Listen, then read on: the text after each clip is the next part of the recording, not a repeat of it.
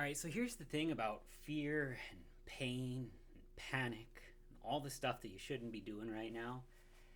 It kind of gives us tunnel vision.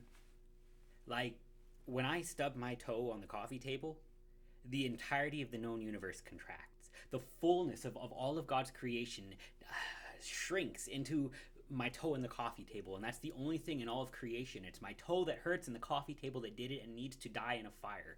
Pain, fear, panic, anxiety, they give us tunnel vision, and we focus only on the things that are wrong. And so the reason that we fall back on God's word in these dark days, the reason that in the midst of panic we confront it with promise is because the universe is actually a lot bigger than the thing that you're afraid of.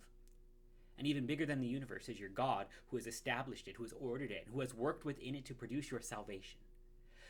When the only thing in the world that I think exists is my toe in the coffee table, God reminds me there's a whole lot more out there. And so it hurts right now, but it will stop. And in the same way, things are rough right now, but they will stop. If nothing else, your Lord will come again. But even if that day is not yet today, He's promised that He will let this church stand up against the gates of hell, and hell will not prevail against it. He has promised that even in the midst of a world that the devil would think to rule, well, He would order it even as He is seated at the right hand of the Father, the Son of God.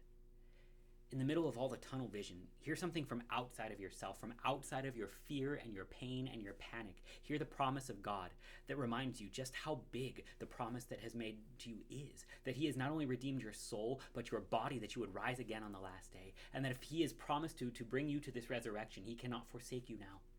Hear the promise from outside of yourself. Continue to rejoice in God's word. Read the Psalms. Pray the litany. Fall back on God's promises because the world's just a lot bigger than the things that you're afraid of.